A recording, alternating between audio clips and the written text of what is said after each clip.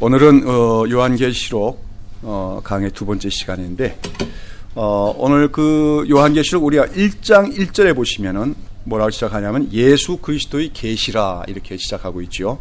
그래서 예수 그리스도의 계시라고 하는 말은 예수 그리스도로부터 주어진 계시다 하는 뜻과 더불어 예수 그리스도에 대한 계시다 이렇게 하는 두 가지 의미를 다 갖고 있다고 할 수가 있습니다. 1절에 보시면은 이 계시록에 기록된 목적이 있는데 거기 보면 예수 그리스도의 계시라 이는 하나님이 그에게 주사 반드시 속히 될 일을 그 종들에게 보이시려고 그 천사를 그 종 요한에게 보내어 지시하신 것이라.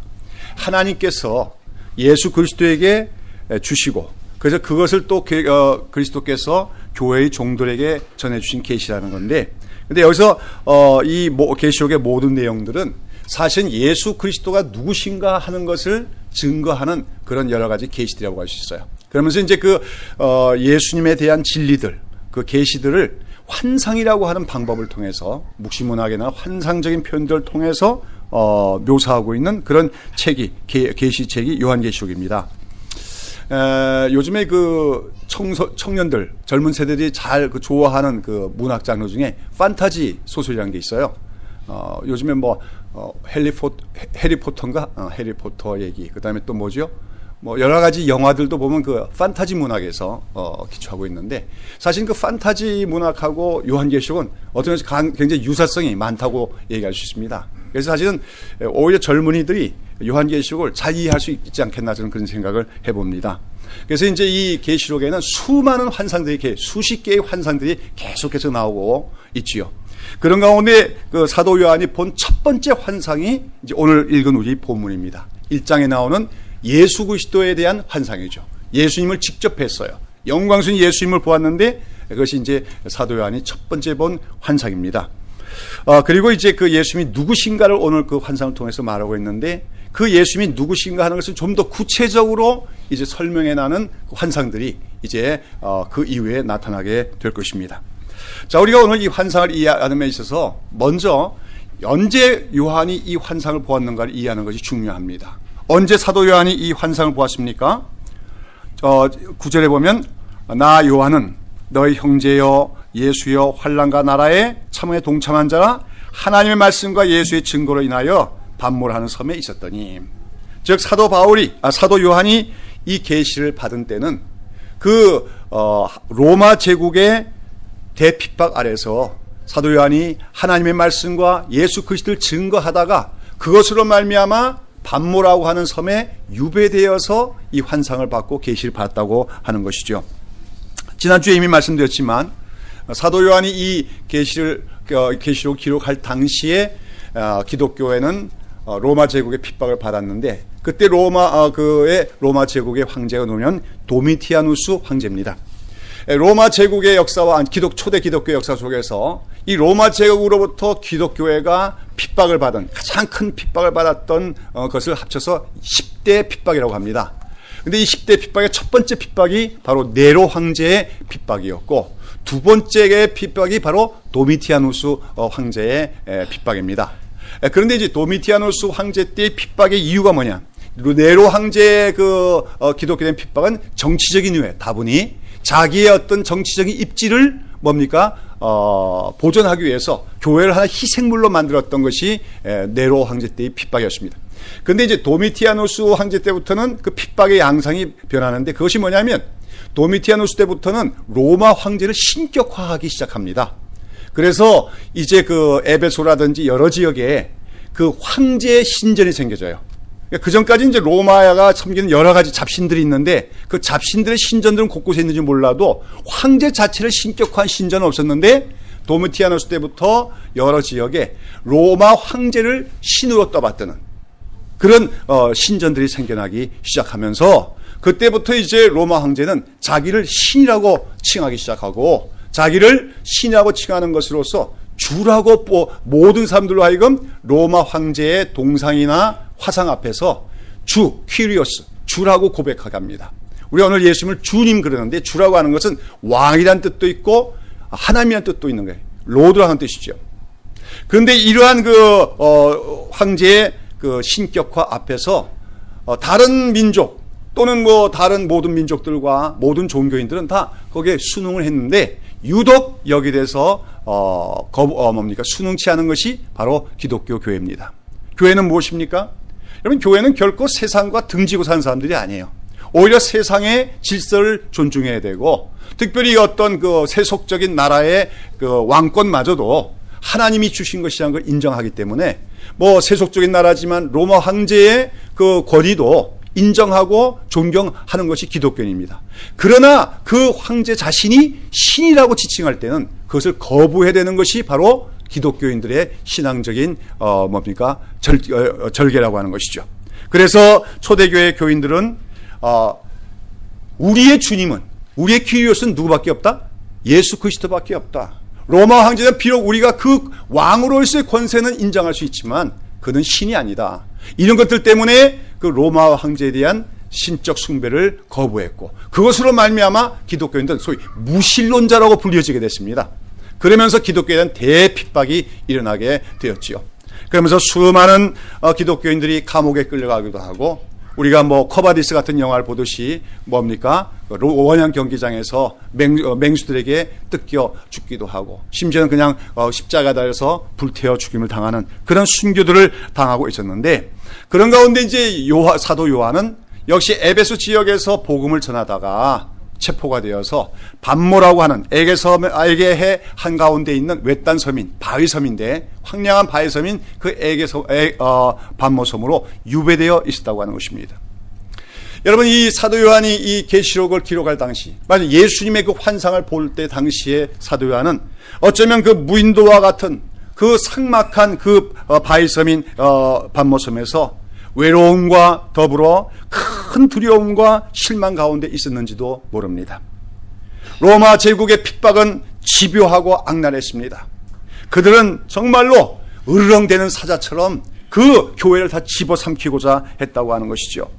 이런 극심한 핍박을 당하자 수많은 기독교인들이 신앙을 버리고 그리스도가 주가 아니라 로마 황제가 주다, 이런 고백을 하면서 변절되기도 했습니다. 그러나 수많은 충실한 기독교인들은 자신들의 믿음을 고백하며 오직 예수 그리스도만이 우리의 주님이시다, 이 고백을 하다가 순교를 당하며 피를 뿌리며 죽어갔다고 하는 것이죠. 그런 상황에서 사도 요한은 다행히 순교는 당하지 않고 유배를 가 있었지만, 그가 그 유배 가 있는 가운데서도 그의 마음의 고통은 순교를 당한 성도들 못지않는 그런 고통이었다고 할 수가 있을 것입니다. 자, 그런 가운데 오늘 본문의 10절에 보면 뭐라고 했습니까? 주의 날에 내가 성령에 감동하여 내 뒤에서 나는 나팔 소리 같은 큰 음성을 들으니, 그랬어요. 주의 날에, 여기서 주의 날이라고 하는 것은 the Lord's Day, 오늘의 날, 우리가 말하는 주일이라고 하는 말과 같은 의미입니다. 처음에 기독교인들은, 우리가 사도행전 보면 처음에 기독교인들은 주일을 지키지 않았어요. 처음에는 기독교인들도 유대인들과 마찬가지로 뭡니까? 안식일 날 모였습니다. 자, 그런데 점점 시간이 진행하면서 유대교와 기독교는 완전히 다른 것이다 하는 것이 나타나게 되자, 말하자면 기독교가 차별화되면서 그들은 이제 하나님께 함께 모여 공동체적으로 예배 드리는 날을 안식 후 첫날, 안식일이 아닌 그 다음 날, 바로 예수님이 부활하신 그 날을 무슨 날이라고 부르는 겁니까? 주의 날이라고 부르고, 주일이라 부르면서 그날 이제 예배, 공식적인 예배를 드리게 되었다고 하는 것이죠.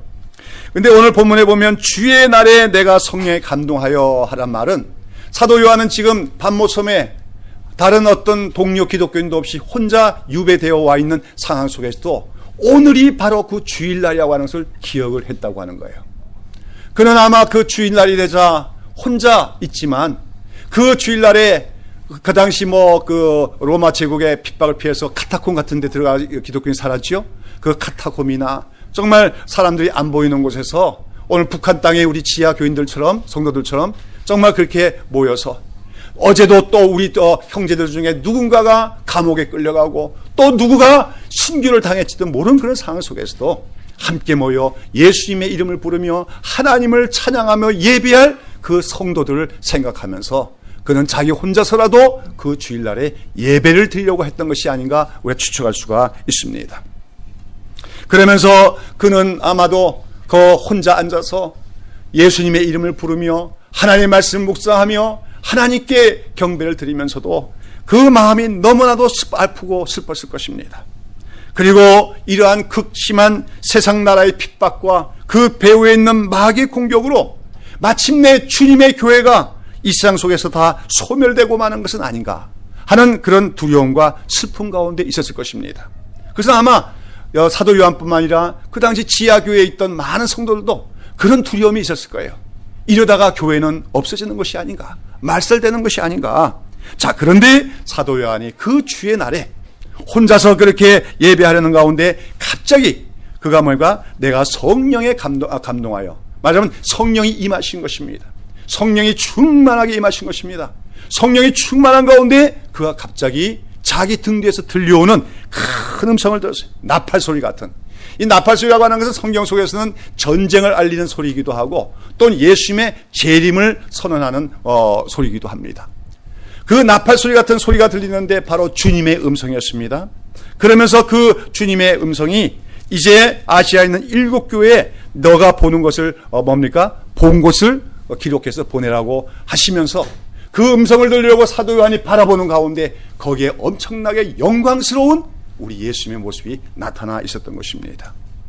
그래서 사도 요한은 그 예수님을 본 환상을 오늘 본문에서 기록하고 있는 것이죠.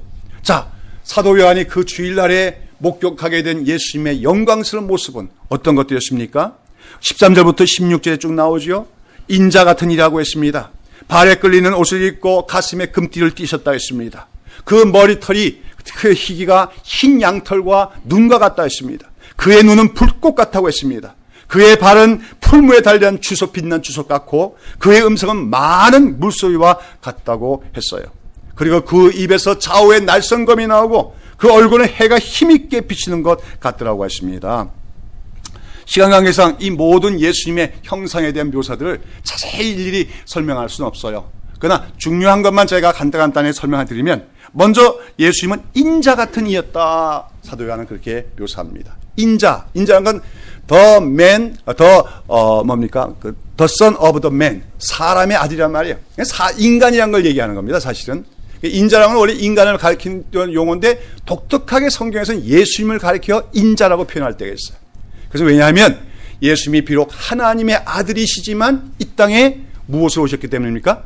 사람의 모습으로 오셨기 때문에 사람이 대신 하나님의 아들이다 하는 걸 강조하는 면에서 인자라고 표현될 때가 있어요. 우리가 읽은 성경에 보면 인자로서의 예수님의 모습이 그려져 있습니다.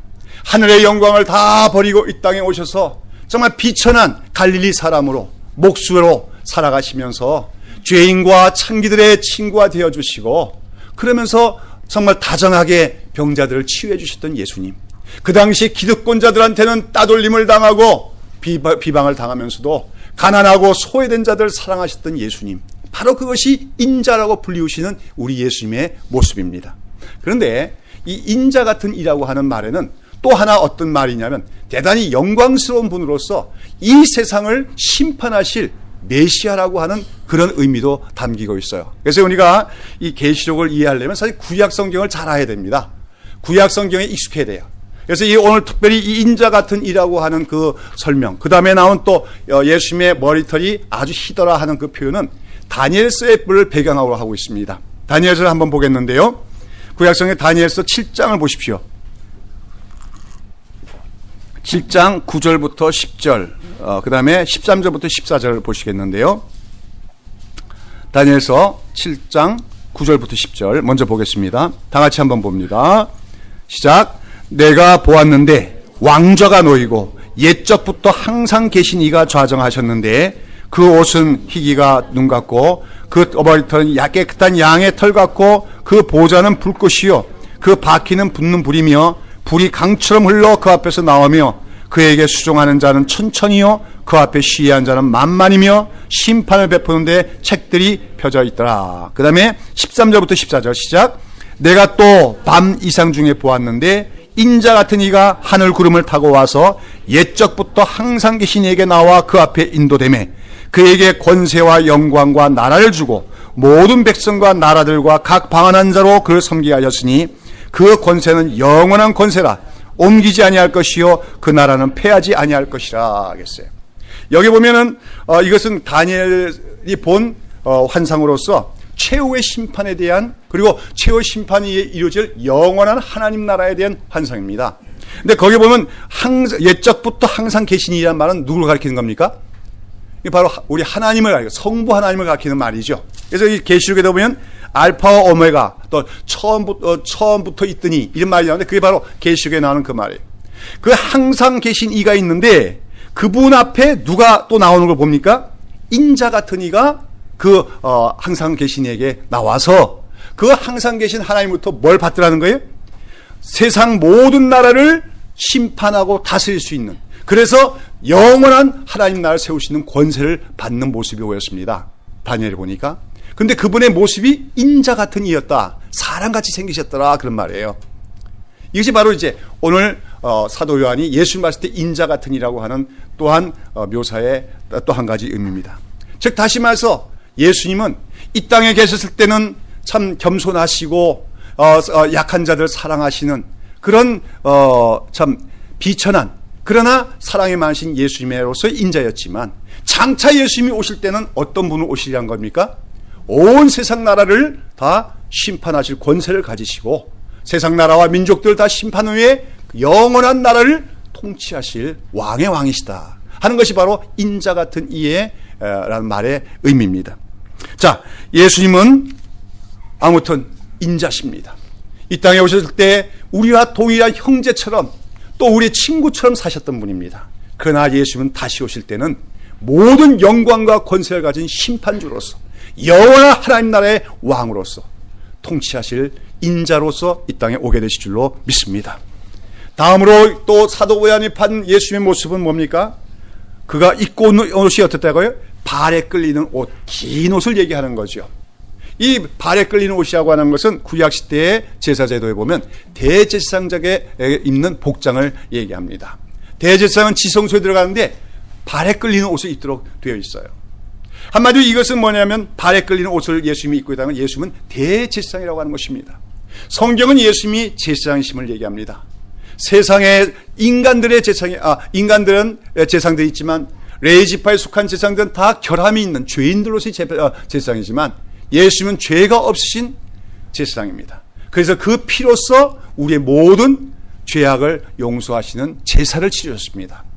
그러나 예수님은 그렇게 십자가에서 죽으셨다가 다시 살아난 후에 하늘로 올라가셔서 지금도 살아계시며 하나님 앞에서 우리 성도들을 위하여 친히 중보하시고 간구하시는 대제사장으로 살아계시다 하는 것이 성경이 묘사하는, 특별히 히브리서 말하는 우리 예수님의 현재적인 존재의 모습입니다. 예수님은 오늘도 살아계십니다.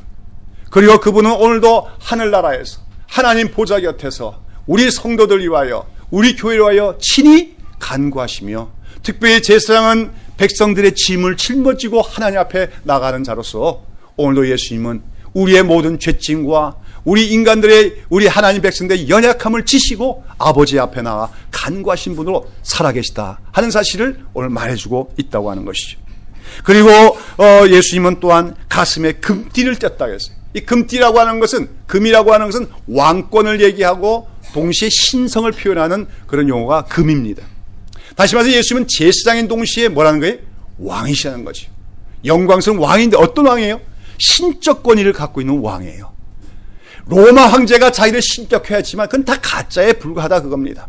예수님만이 진정한 신적 권위를 갖고 있는 참된 왕, 최고의 왕이다 하는 것이 바로 금띠를 띠셨다는 표현입니다.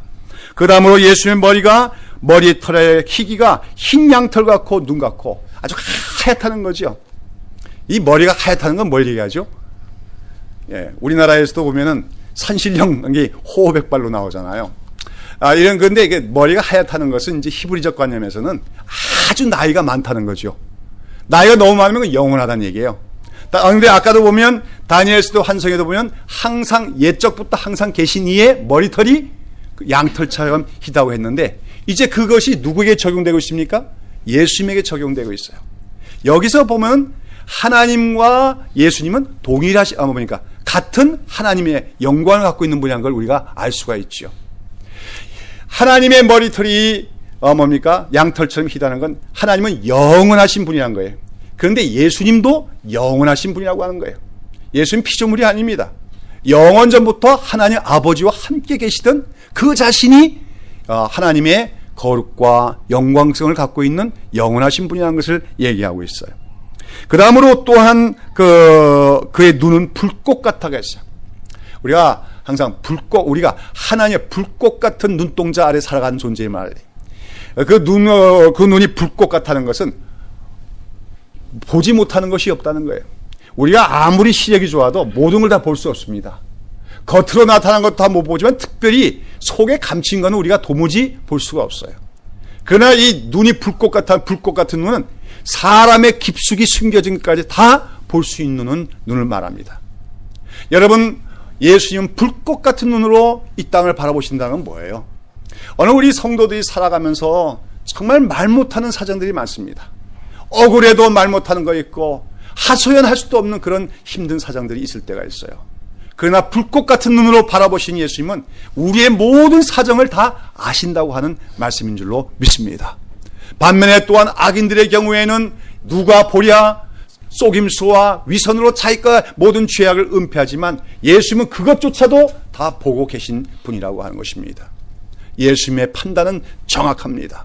그래서 예수님은 선과 악을 분별하실 것이고 누가 선한 자고 악한 자가 반드시 그 불꽃 같은 눈으로 다 분별하여서 마침내 판단하실 것을 얘기하며, 특별히 오늘 이 땅에서 하나님의 백성으로 살아가면서 고통당하고 정말 그 억울한 사정을 타는데 호소할 수 없는 주의 백성들의 모든 사정을 다 꿰뚫어 보시는 분이시다 하는 것이 예수님의 눈이 불꽃 같다는 의미인 줄로 믿습니다.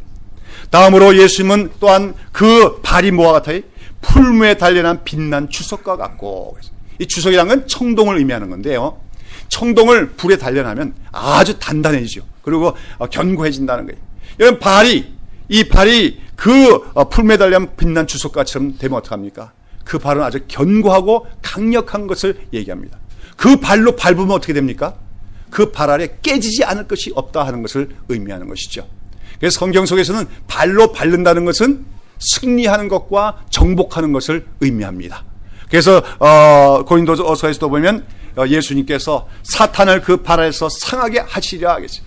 사탄을 정복시키는 걸 그 발 아래 상하게 한다. 창세기부터 나오는 개념이죠. 예수님의 발은 빛난 주석, 풀매달린 빛난 주석은 견고하고 강력합니다. 그 앞에서 깨지지 않을 세력이 없다는 거예요.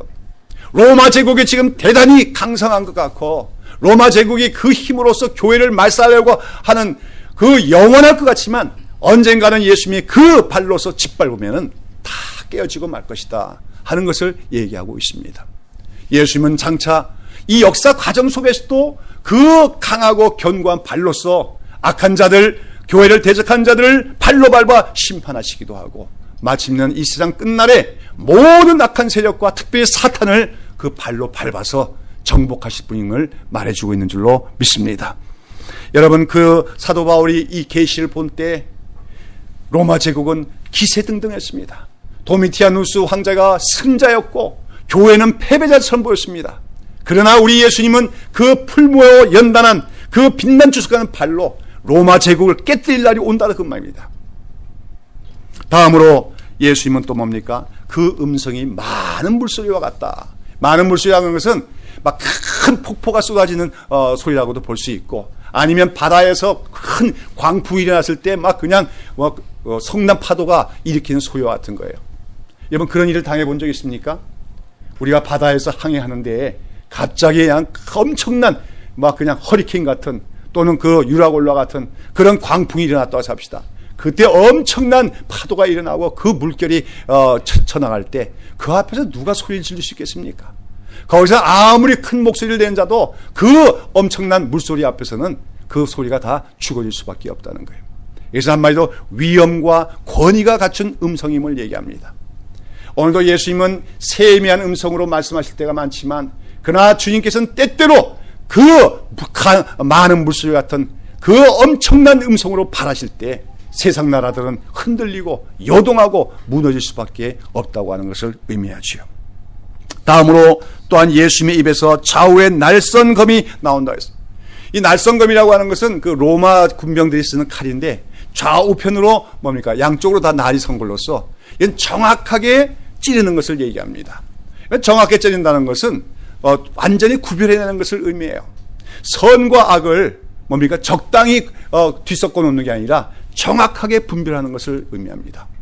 주님은 세상을 바라보면서 모든 인간을 바라보면서 정확하게 분별하신 분입니다. 누가 내 백성이고 누가 나의 백성이 아닌가를 주님은 정확하게 아신다는 겁니다. 누가 선한 자고 누가 악한 자를 정확하게 아시고 그 검으로서 분별하여 심판하실 것이라고 하는 말씀이지요. 그런데 무엇보다도 그러한 예수님의 모습이 있는 가운데, 그렇죠? 긴 발에 끌리는 옷을 입고 금띠를 띠시고 또 풀무불에 달려난 빛나 추가는 발을 가지시고 또한 그 많은 물 속에서 음성을 발하시는 그 예수님. 근데 무엇보다도 사도 요한이 봤더니 그 얼굴이 무엇 같습니까? 그 얼굴은 해가 힘있게 비치는 것 같다고 했어요. 여러분, 우리가 햇빛이 한낮에 햇빛이 쨍쨍 쬐을 때 그 해를 바라볼 수 있는 사람이 있습니까? 바라볼 수 없어요. 근데 그런 한낮의 태양빛보다 더 강력하고 광채의 빛으로 예수님의 얼굴이 거기 나타났다는 거예요. 그 얼굴의 빛이 얼마나 강력한지, 얼마나 영광스러운지 사도 요한이 어떻게 했습니까? 그 모습을 보고 그 앞에 자기가 죽은 자 같이 되어 엎드려졌다고 얘기하고 있습니다. 그것이 예수님의 영광입니다. 여러분, 이 환상을 보고 있는 사도 요한은 누굽니까? 예수님의 제자 중에 하나고 예수님의 제자 중에서도 가장 예수님과 친근했던 제자입니다. 사도 요한은 자신을 예수님의 사랑받는 그 제자라고 얘기해요. 그 정도로 그는 예수님과 친밀했던 제자입니다. 예수님이 어딜 가든지 항상 데리고 다녔던 제자 중에 한 사람이고, 심지어는 예수님께서 최후의 만찬하는 자리에 예수님의 품에 안겨서 예수님과 대화를 나눴던 제자가 바로 사도 요한이에요. 얼마나 친밀합니까? 그러나 이 땅에 오셔서 예수님이 사신 동안에는 겸손한 인간의 모습 사실 때는 그렇게 친밀한 분이었지만, 이제 막상 사도 요한이 바라본 환상에 나타난 예수님은 그 얼굴이 강력한 태양빛보다 더 환하게 비치는데 그 빛 앞에서 사도 요한은 자기가 엎드려져서 죽은 자처럼 되고 말았다고 얘기하고 있습니다. 우리도 어쩌면 그럴지 몰라요. 우리도 예수님을 뵙는 그날에 우리는 예수님의 그 빛나는 광채 앞에서 엎드러지고 말 것입니다. 그리고 나서 우리는 예수님이 비로소 누군가를 온전히 이해하게 될 줄로 믿습니다. 오늘도 사람들은 예수님이 그런 영광 가운데 계신 분이라는 것을 알지 못해요. 소위 기독교인이라고 하는 사람들 중에서도 예수님을 그저 하나의 인성만을 가지신 분으로, 그냥 인류의 위대한 스승존으로 생각하는 사람이 많습니다. 그러나 예수님은 이 땅에 오셔서는 철저히 한 인간으로 사셨지만 지금 현재 하늘에 계신 예수님, 우리가 환상을 통해서 영적인 눈을 떠서 보면 예수님은 그 영광이, 우리가 그 영광을 보고 감히 그 앞에 설 수 없는 엄청난 영광을 갖고 있는 영광의 주님이라는 사실을 우리는 기억해야 될 줄로 믿는 것입니다. 자, 여러분, 오늘 사도 요한이 이 환상을 보았을 때, 주의 날에 이 환상을 보았을 때 사도 바울의 마음은 어땠겠습니까? 아까도 말씀드렸지요. 사도 요한이 그 당시 이 계시를 보기 전에 그는 정말로 낙담되고 실망스러운 가운데 있었을 겁니다. 영적으로 침체되어 있을 것입니다. 자기 자신 혼자 유배되어 있는 가운데 지금도 주님의 교회에 어떤 환란이 일어나는지 알지 못한 상황 속에서, 내일을 알지 못하는 그러한 상황 속에서 걱정과 두려움과 공포 가운데 있었을 거예요. 그러나 이제 사도 요한이 성령으로 충만하여 그 예수님의 영광스러운 모습을 본 순간, 바로 지금 예수님이 그러한 모습으로 계시다는 사실을 본 순간 그의 마음에는 새로운 용기와 그 다음에 믿음을 회복하게 되었을 줄로 믿습니다. 그리고 무엇보다도 눈에 보이는 현실이 모든 것이 아니라는 것을 그는 깨닫게 되었을 것입니다. 눈에 보이는 현실 속에서는 세상에서 교회와 성도들이 환난을 당하고 있습니다. 세상으로부터 공격을 당하고 세상으로부터 패배하고 있는 것처럼 보입니다. 오히려 세상 나라의 무력과 권세가 더 힘이 있는 것처럼 보입니다. 그러나 눈을 떠서 봤더니, 예수님의 실체를 보았더니 사실은 진정한 왕은 예수님이시요, 이 모든 세상 나라를 심판하실 분이시요, 그분은 지금도 영광 가운데 계신 왕이시라는 것을 사도 요한은 깨닫고 그 예수님의 환상을 바라보면서 새로운 용기와 믿음을 회복할 수 있다는 것이죠. 특별히 예수님은 그런 영광스러운 예수님의 환상을 목격하고 나서 죽은 자같이 엎드려져 있는 사도 요한을 만져주시면서 격려해 주십니다. 두려워 말라고 말씀하십니다. 그러면서 뭐라고 말합니까? 나는 처음이요 나중이니 곧 산자라. 내가 전에 죽었었노라. 볼지어다 이제 세세토록 살아있어 사망과 음부의 열쇠를 가졌노라고 말씀하십니다. 여기서 예수님 뭐랍니까? 나는 산자라 얘기합니다. 난 살아있는 자라 얘기해요. 이건 다른 말하면 나는 다시 산 자라는 거예요. 다시 죽음의 권세를 이기고 살아나서 지금 살아있는 너의 주다 이렇게 말씀하고 계신 것입니다. 여러분, 이 세상에서 죽음의 두려움보다도 더 큰 두려움은 없을 거예요. 아무리 힘이 강한 자도 아무리 지혜로운 자도 죽음은 두려워할 수밖에 없습니다. 또 죽음을 이겨낼 수밖에 없어요. 이겨낼 수가 없어요. 그래서 사탄은 이 죽음을 자기의 권세로 삼아서 사람들을 노예화하고 사람들을 속박하고 있다고 성경은 말하고 있는 것입니다. 초대교회 성도들도 역시 죽음의 공포 앞에 있었습니다. 언제 로마 제국의 핍박을 받아서 죽을지 모르는 위기 가운데 있었습니다. 그들도 늘 다 연약한 인간인들이라 그 죽음의 공포와 두려움 앞에서 다 어떻게 하면 연약해져 있었을 것입니다. 그러나 예수님은 말씀하시는 것입니다. 나도 일찍이 죽었던 자다. 나도 일찍이 죽음을 맛봤던 자다. 그러나 내가 그 죽음을 이기고 승리하였노라. 그래서 내가 지금 죽음과 음부의 모든 권세를 열쇠를 가지고 죽음과 음부에 대해서 권세를 가지고 다스리고 있는 자라고 주님은 말씀하십니다. 우리 주님이 죽음을 이겼습니다. 살아나셨습니다. 그리고 죽음과 음부의 열쇠를 갖고 계신 분입니다. 그러므로 그리스도 안에 있는 자들에게는 죽음은 더 이상 두려운 것이 될 수가 없다 하는 것을 주님은 말씀하고 계시다는 것이요. 그러면서 두려워 말라고 말씀하십니다. 세상이 너희들을 공격하고 세상이 너희를 대적하고 너희들에게 죽음의 공포를 갖다 주더라도 너희들이 믿는 나 예수 그리스도는 죽음을 이기고 지금도 살아있으며 죽음과 음부의 모든 권세도 갖고 있는 자다. 이 사실을 믿고 두려워하지 말라고 말씀하고 계시다고 하는 것입니다. 여러분, 오늘 예수님께서는 왜 요한에게 이런 환상을 보여주시고 계신 것입니까? 그것은 바로 그 당시 교회가 환난 가운데 있었기 때문에요. 그런데 그 환난을 다스리는 가운데 교회 성도들은 세상의 현실만을 바라봤을 때는 낭망할 수밖에 없고 실망할 수밖에 없었다는 거예요. 두려움 가운데 있을 수밖에 없었다는 거예요. 그런 그들에게 이제 눈에 보이는 현실 넘어서 실체를 보라는 겁니다. 영적인 실체로서 우리 주 예수 그리스도의 현재적인 모습을 볼 수 있는 눈이 열리라고 주님은 말씀하시고 계신 것이죠. 당시 로마 제국의 그 배핍박 앞에서 주님의 교회는 풍전등화와 같은 처지였습니다. 그러면서 세상의 나라 권세들 앞에서 그 세상의 권세가 너무나 막강하기에 그 앞에서 교회는 무너지지 않을까 심히 우려되는 상황이었습니다.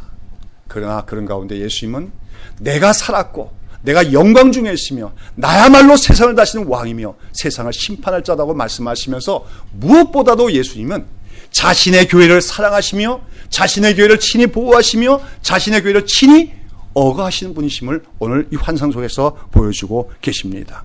자, 오늘 본문을 다시 보시면은 1장 12절, 13절 보시면은 사실은 제가 여러 가지 예수님의 형상들을 설명했습니다만 사도 요한이 제일 먼저 목격한 것은 사실 뭡니까? 12절에 보면 돌이킬 때 7 금초대를 보았다고 했어요. 그냥 예수님이 보시는 게 아니라 예수님이 어디 사이에 있는 걸 봤습니까? 7 금초대 가운데 계신 분을 보았다고 하는 겁니다.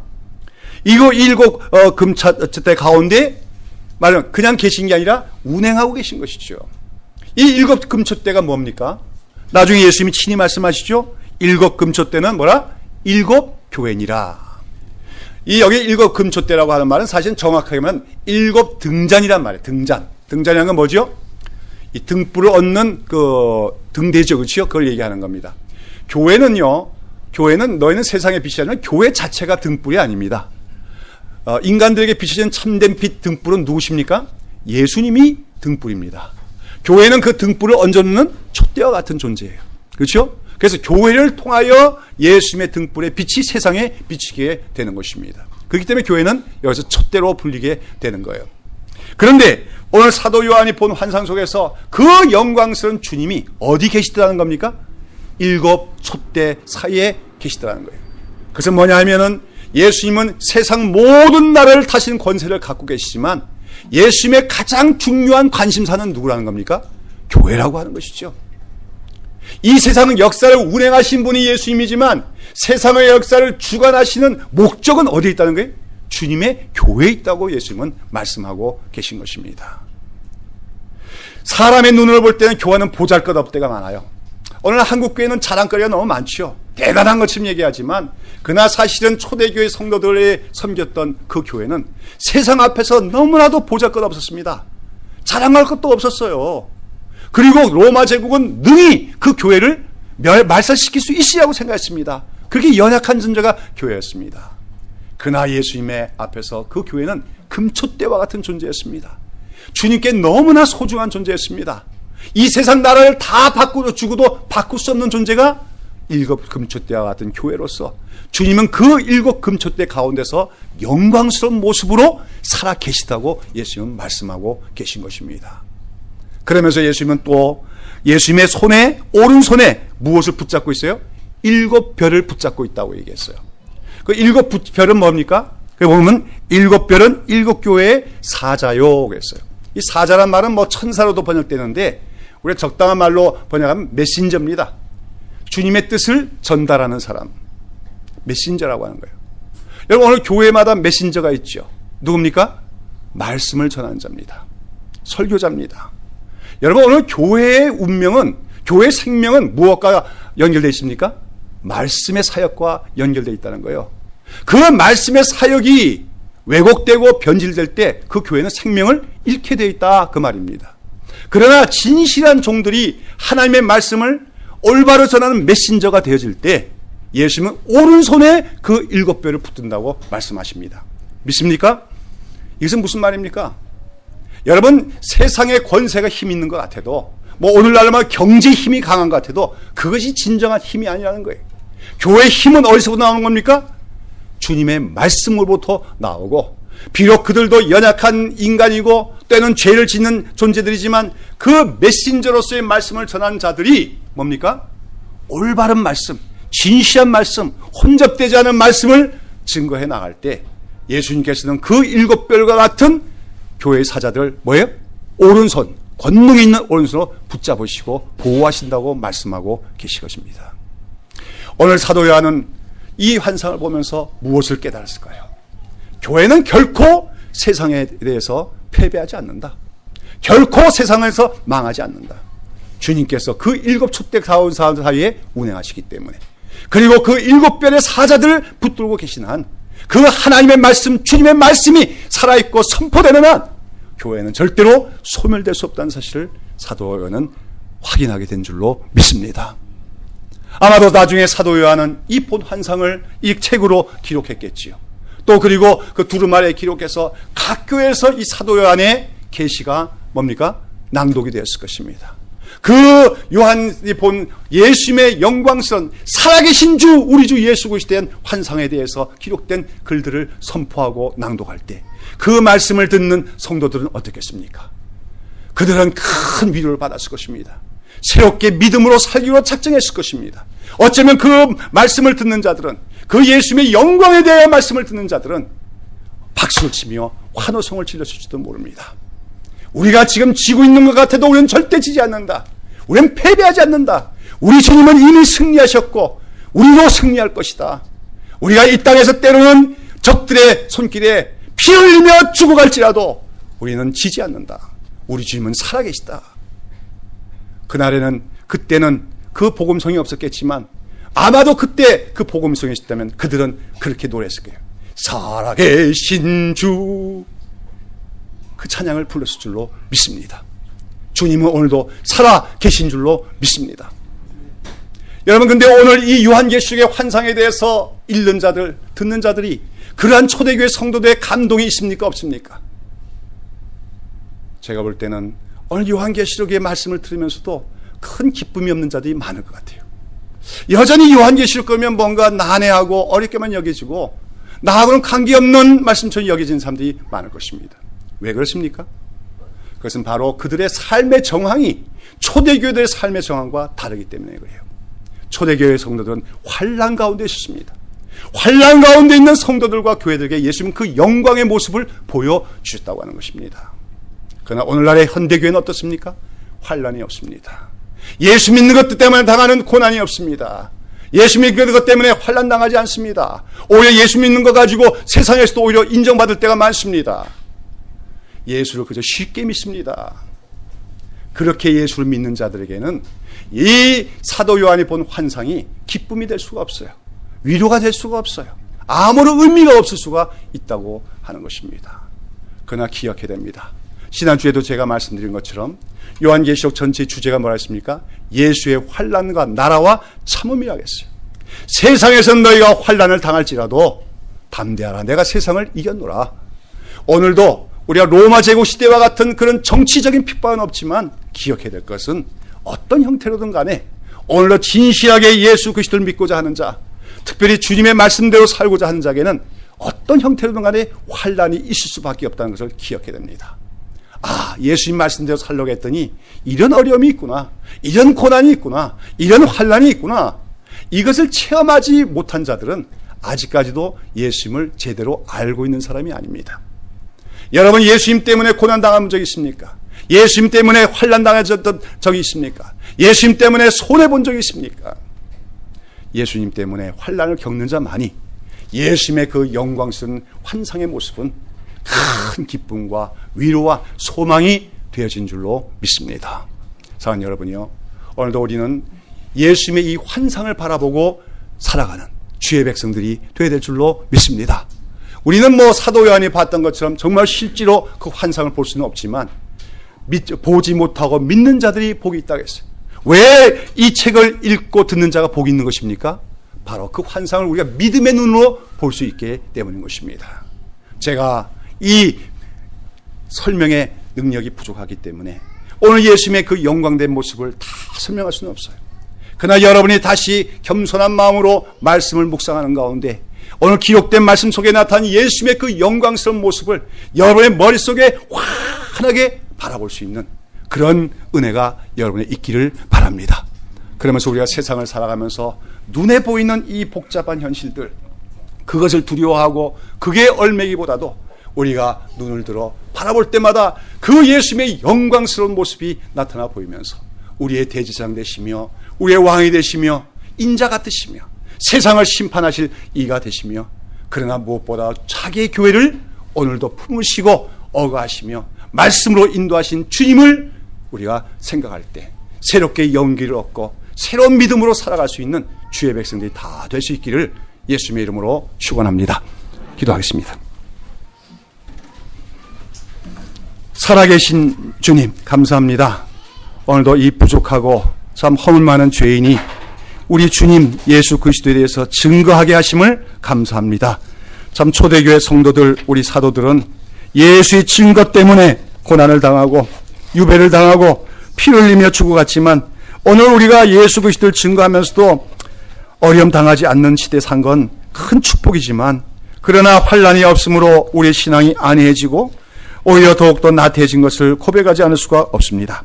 그런 가운데 다시 한번 우리가 주님이 주시는 성령의 감동으로 사도 요한이 그 주의 날에 예수님의 영광스러운 환상을 본 것처럼 우리도 믿음의 눈으로 예수님의 영광스러운 환상을 볼 수 있게 하여 주시옵소서. 그래서 세상을 살아가면서 눈에 보이는 현실에 얽매이는 저희들이 아니고, 때로는 마귀가 이 세상 현실을 통하여서 우리를 괴롭히고 대적해 올지라도 그것을 두려워하는 것이 아니라 살아계신 주, 영광스러운 우리의 주님, 그 환상을 바라보고 주님께서 통치하심을 믿으며 특별히 교회를 사랑하시는 것을 믿고 새로운 용기와 믿음으로 살아가는 우리 주의 성도들, 특별히 우리 새벽 이슬교회가 될 수 있도록 축복하여 주시옵소서. 예수의 이름으로 기도드리옵나이다. 아멘.